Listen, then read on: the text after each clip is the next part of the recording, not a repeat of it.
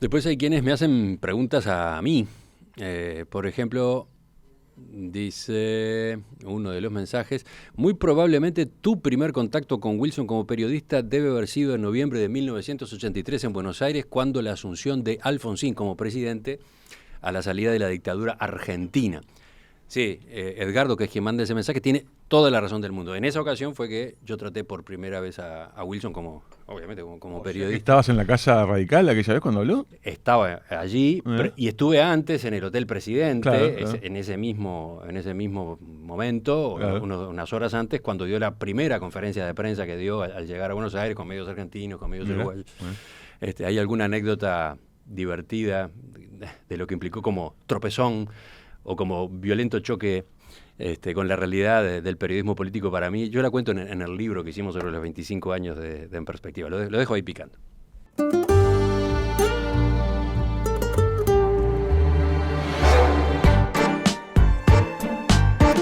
Abrimos, señoras y señores, la mesa de En Perspectiva en este viernes 4 de agosto de 2017. Saludando a Ana Ribeiro, buen día. Juan Grompone, ¿cómo te va? ¿Qué tal? Mauricio Rosenkopf. Muy buenos días. Y Gonzalo Pérez del Castillo. Presente. Sí, todos presentes. Nos cambiamos los parlamentos. Sí, acabo de darme cuenta. Es que hice presentes del ruso. Ya somos pareja de truco hasta el Ayer se estrenó en salas comerciales la película documental Wilson, el largometraje que repasa la vida privada y la vida política de Ferreira Aldunate, con testimonios e imágenes de archivo, varias de ellas desconocidas hasta ahora.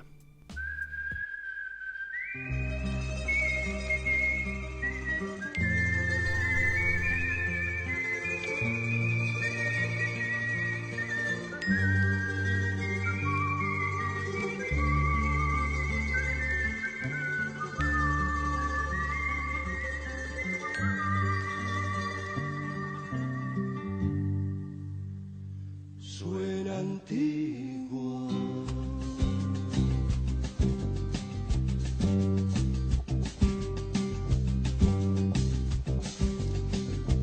una música perfecta. Con Mateo Gutiérrez, director de Wilson, estamos conversando desde hace un rato, desde las 8:30 aquí en Perspectiva, y lo invitamos a que se quedara a la mesa de los viernes, porque Juan, Ana, Mauricio, Gonzalo también vieron la película y creo que tienen cosas para decir. ¿Quién empieza? ¿Me quedaré, decís vos? Quédate a ver qué pasa.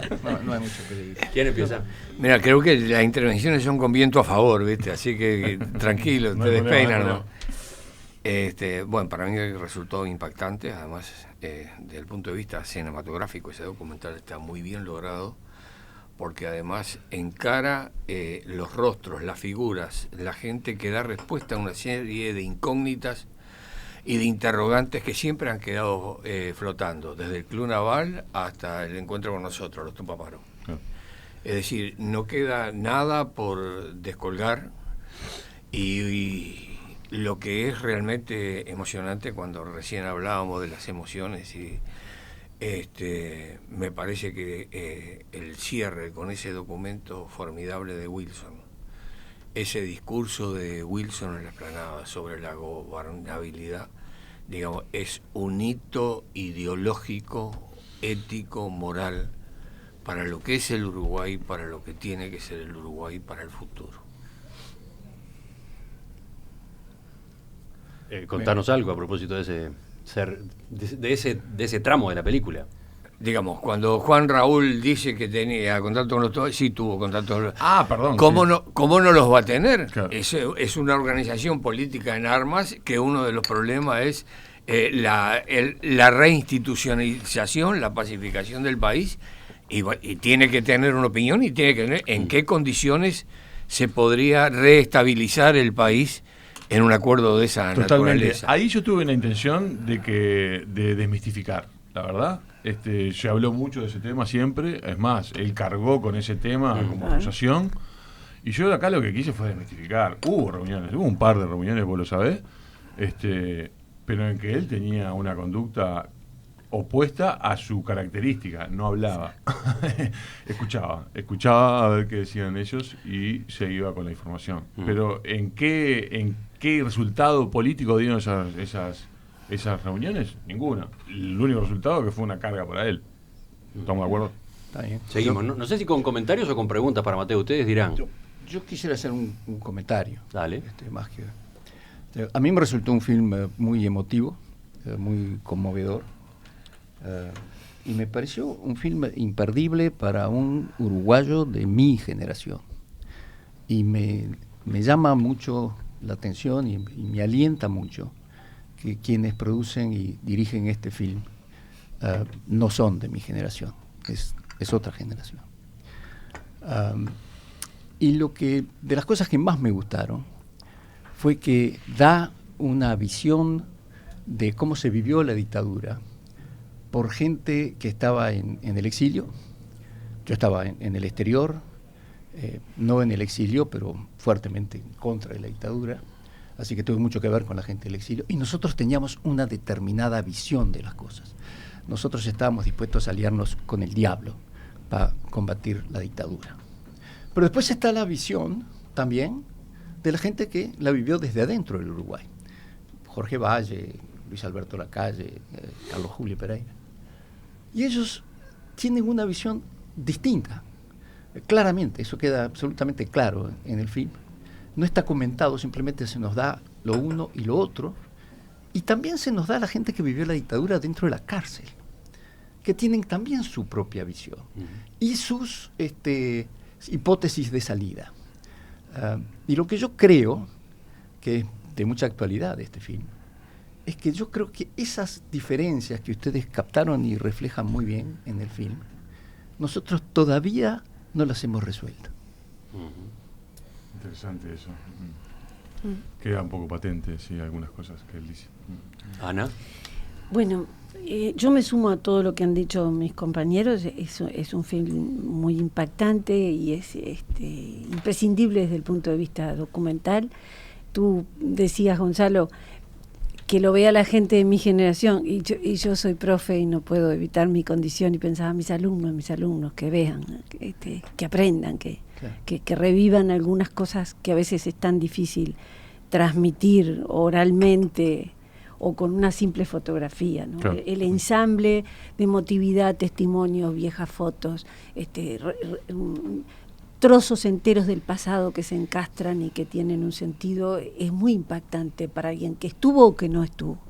Ahora, es una película blanca y quiero enfatizar esto porque a ver eso. Es como los blancos, es pura emotividad. Pura emotividad. Yo vi señores grandes de cuero muy duro en la gleba política a salir moqueando para decirlo claramente, ¿no? Sí. Esa noche. Y señoras y un montón de gente. Y yo pensaba, estos son los blancos, ¿no? Todos juntos ahí, todos llorisqueando, todo el sentimiento. ¿Por qué? Porque ser colorado es otra cosa diferente. Y en la película queda muy claro una cosa que, dado los avatares políticos en que hemos estado y está el país actualmente, se ha diluido por aquello de los rosaditos, y es la rivalidad blanco-colorado. Queda patente. Los hermanos Posada, pero sacan la lanza y atraviesan, ¿no?, al Partido Colorado y específicamente al doctor Sanguinetti, que, como ya te lo dijo Emiliano, lo estábamos escuchando sentaditos los cuatro ahí afuera en el pasillo, es el gran ausente en la película, y yo sentí inmediatamente esa falta. No para que la película tenga un equilibrio político, que dentro lo cultivas muy bien, hay voces de todas las tendencias, sino porque fue un protagonista que uno piensa, caramba, todos señores dialogaron, cuando el diálogo salvó la restauración democrática en el país. Yo quiero escuchar la voz del otro lado. Yo quiero escuchar la voz del otro lado. Y quiero... Vas a tener que hacer una segunda edición de la película. Quiero para los jóvenes, quiero para mis alumnos, un trozo de la grandeza política que hubo en ese diálogo, porque eso es bueno saberlo, ¿no? Porque de ambos lados hubo mucha grandeza. Entonces quiero que sepan la conversación y la reunión en Santa Cruz de la Sierra. Claro. Quiero que sepan que cuando Wilson se enfermó, una de las personas que más se preocupó y le puso todos los mecanismos del Estado, es cierto. La Fuerza Aérea, los aviones, vaya a Estados Unidos, lo convenció, lo empujó, lo llevó, lo atendió, fue Sanguinetti, su rival, que ambos conversaron hasta el final. Yo digo, eso es un pedazo de la democracia de este país, sí. Esa capacidad de entenderse los contrarios, que es riquísima. Yo eso se lo demandaría a la película. Pero luego, también te agradezco todas las cosas que yo no había visto en su momento, teniendo como tuve la edad suficiente para estar viva durante todas esas cosas, ¿no? Considerando, claro, que yo era más chica que Wilson. y algunas de esas cosas son, por ejemplo, hay fotos preciosas de infancia y juventud que están allí, que son impagables. Yo, por una cuestión etaria, Wilson no me resultaba un señor físicamente fascinante, pero ahí vi que lo era. Sí, claro, yo era muy chica, era un señor grande, no me parecía, sin embargo, el Gassman uruguayo, como dice, con mucho despecho. Era un seductor en el amplio sentido del término, ¿no? Totalmente. La seducción sí la sentí, y eso lo quiero contar porque, si me permiten, no estoy decidida de tiempo. Yo iba a preparatorios en el Liceo Miranda y quedaba a 2 cuadras del Palacio Legislativo. Y por suerte me he olvidado. Estoy hablando del año 72, no sé cuál de las tantas intervenciones prendidas a fuego de Wilson se anunciaba, no sé si era una interpelación, no sé si era el asunto de Erro, no me acuerdo, por suerte no me acuerdo. Sé que fue la única vez en mi vida que falté a clase para poder verlo, me hice la rata, le dije a mi mamá que iba a clase y me fui al Palacio a 2 cuadras del liceo para verlo, y me tocó estar en las gradas arriba, verlo de cerca, verlo personalmente. No porque fuera blanca, todo lo contrario, era una joven militante de los sectores liceales de izquierda, pero ver aquel personaje. Y recuerdo su nerviosismo, la forma en que manejaba las manos, yo quedé justo arriba, la cara no se la veía, pero era una energía desatada en acción, era un parlamentario sin igual. Así que eso llegué a ver, pero hubo montones de cosas que no vi. Enseguida continuamos con tu intervención, Ana, y escuchamos antes a Juan, por ejemplo, que no dijo nada todavía. Bueno, creo que es un excelente documental y lo demuestra el hecho de que tiene casi 2 horas y aún no lo mantiene del principio al fin, absolutamente atento, ¿no? Creo que explota al máximo el carisma de Wilson y también muestra la lucha infructuosa por llegar al poder. Y estoy totalmente de acuerdo con Ana, es una película blanca, por eso yo me vine... Por eso Juan se vino con un suéter colorado. Es interesante ese tema, me causa mucha impresión. Es verdad lo de la emotividad que decís, pero por ejemplo, lo voy a poner como ejemplo, porque para que veamos las diferentes sensaciones de otro lado. El diputado Gandini, cuando salió del cine muy emocionado, sí, también era otro de los que no hiciste una película blanca, pero me hiciste sentir bien blanco. Para los blancos no es una película. Bueno, para los... Pero es cierto que la carga de la emotividad recae sobre ellos. Perdón, una duda, Juan. ¿Tu suéter es colorado o rojo? Medio... Esa mitad de camino. Pero dejemos seguir a Juan, que todavía no terminó. A ver. ¿Algo más? Bueno, la precisamente a mí me hizo sentir durante todo el tiempo eso. Yo de blanco no tengo nada. Es decir, yo veía todo eso que hacía Wilson y diría, pero... hay que hacerlo al revés, no hagas eso, no, es decir, era como esa sensación. Sí, yo me imaginaba, y la sensación que tuve con la famosa llegada de Wilson a Montevideo, digo, esto es igualito que lo de Saravia, lo de Saravia, cuando decide enfrentar con una carga de caballería a un ejército regular que tiene fusiles de 5 tiros y que viene en ferrocarril, y el ejército de Valle, ¿no? Esa lucha desigual, absolutamente desigual, es decir, ¿cómo pensar que la caballería gaucha va a poder contra los fusiles de 5 tiros? Y nuevamente, ¿cómo va a pensar Wilson que por el solo hecho de llegar allí se va a formar una columna que va a aplastar a la dictadura? ¿No? Si yo lo vi exactamente lo mismo, es la misma actitud la misma actitud, la misma idea, y por eso se llama Por la Patria, igual como la divisa de Sarabia, ¿no? Es cierto que Wilson, perdón, Dale. Mateo, y después va es cierto que Wilson quiso forzar una situación ahí. Yo tengo la visión muy particular de que Wilson era un avanzado y que en general las decisiones que él tomaba no estaba en sintonía con el resto de la dirigencia. Él hubiera querido que la dirigencia que estaba acá hubiera sido mucho más rebelde de lo que fue. Y creo que provoca la avenida para eso, para provocar esa actitud que tú querés marcar. Sarabia con el directorio, lo mismo. Exacto. Yo pienso eso. Digo, me parece. Cuando tengo del material que hablábamos hoy de León Morelli, estaban hasta grabaciones de la dirigencia en el 82, 83, 84, acá con Wilson afuera. Cuando empiezan lo digo como ejemplo, las conversaciones de la Comaspo eran las primeras del 83, vino el rey de España acá, estuvo con la dirigencia proscripta. Mayo de 1983. Exacto. Y la Democracia, el diario de Wilson, saca una foto que dice bienvenido, con Wilson saludando al rey de España, en otro lado, obviamente, y la dictadura se lo cierra. Cierra la democracia, pero continúan las relaciones, las charlas de la Comaspo. Y la actitud de Wilson está indignado con el Partido Nacional, que pretende seguir charlando con los militares en la Comaspo cuando nos cierran y nos patean el que te dije, así lo dice, y nos cierran la democracia. Es inaudito. Yo quiero un Partido Nacional que esté rebelde en la calle. Así. Y la dirigencia no tenía esa visión.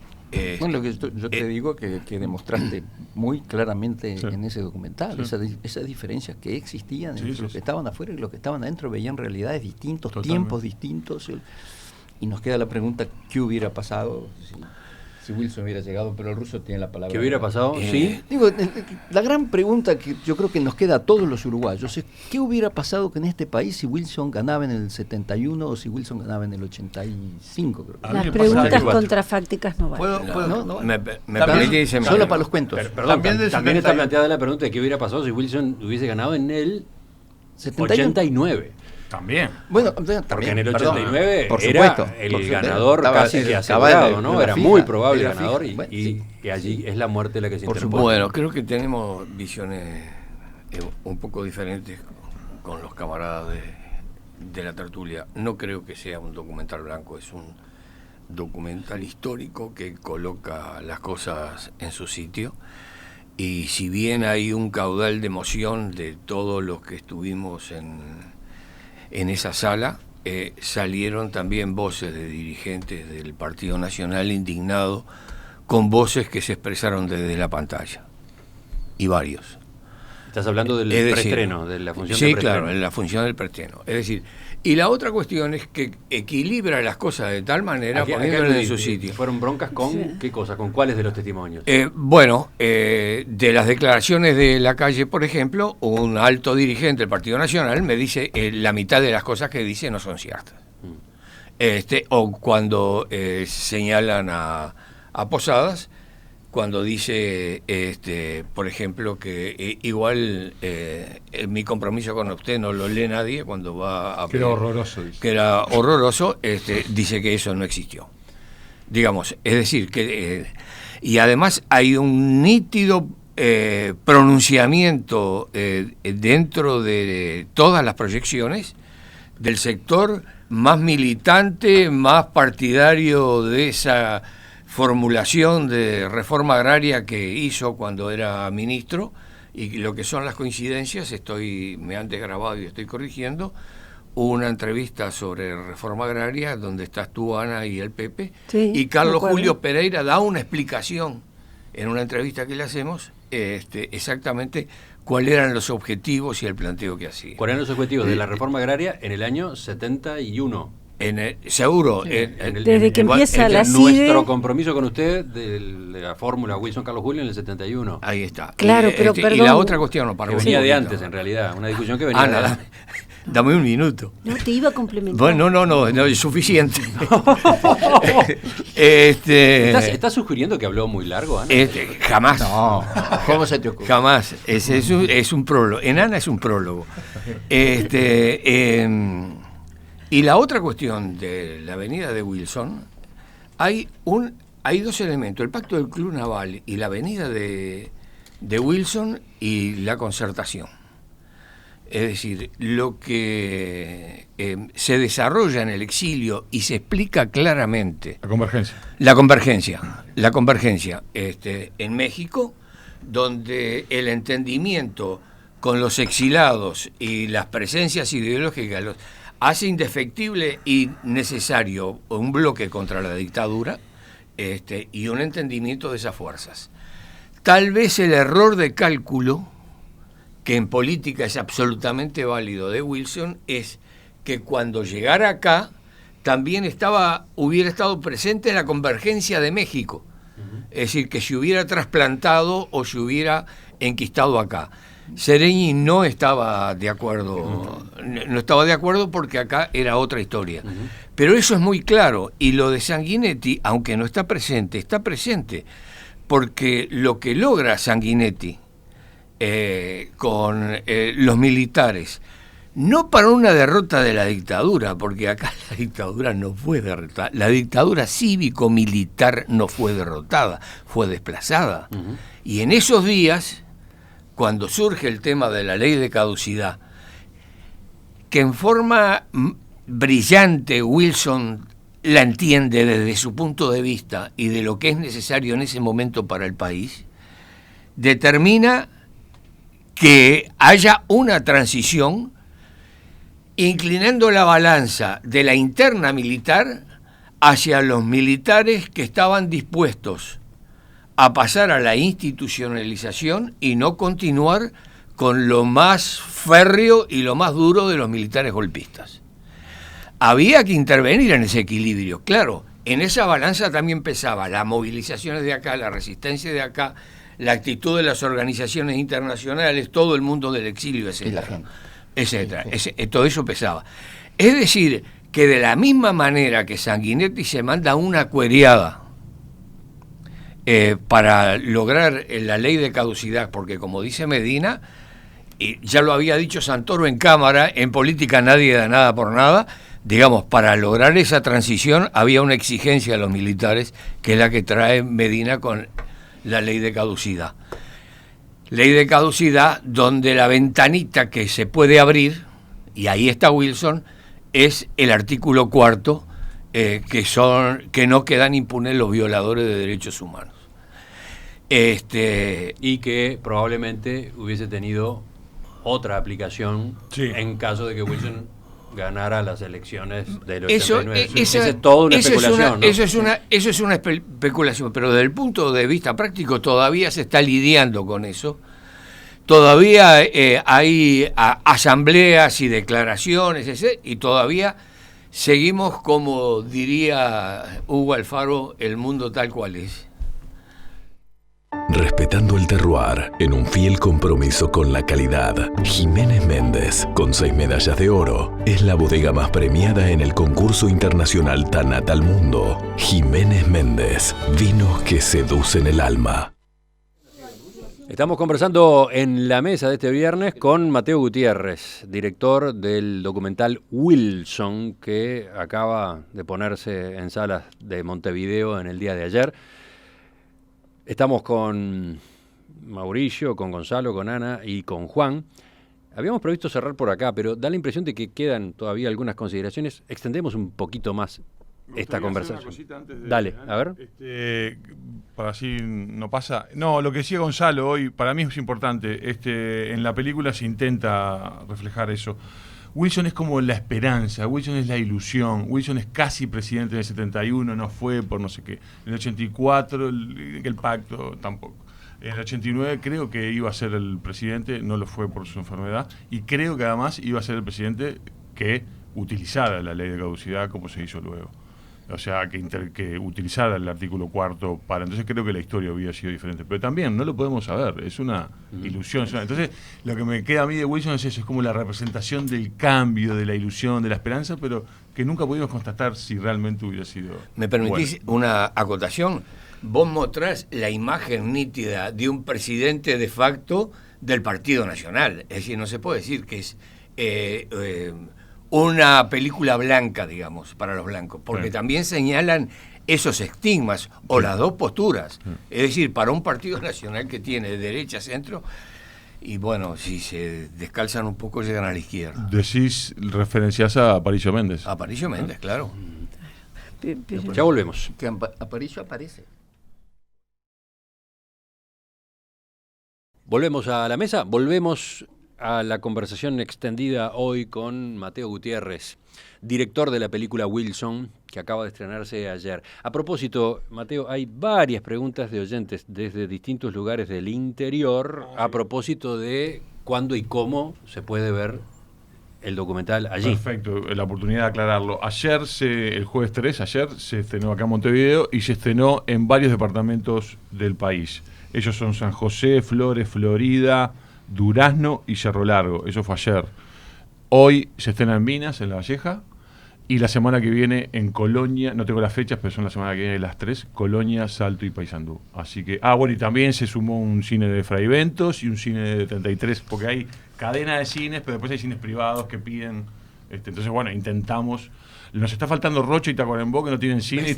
Desde Rocha venía uno de los Claro, el problema es que no tenemos cine comercial y estamos viendo de adaptar una proyección para que pueda llegar a Rocha también. Y a Tacuarembó me llamó el intendente, desesperado por pasarla de alguna manera.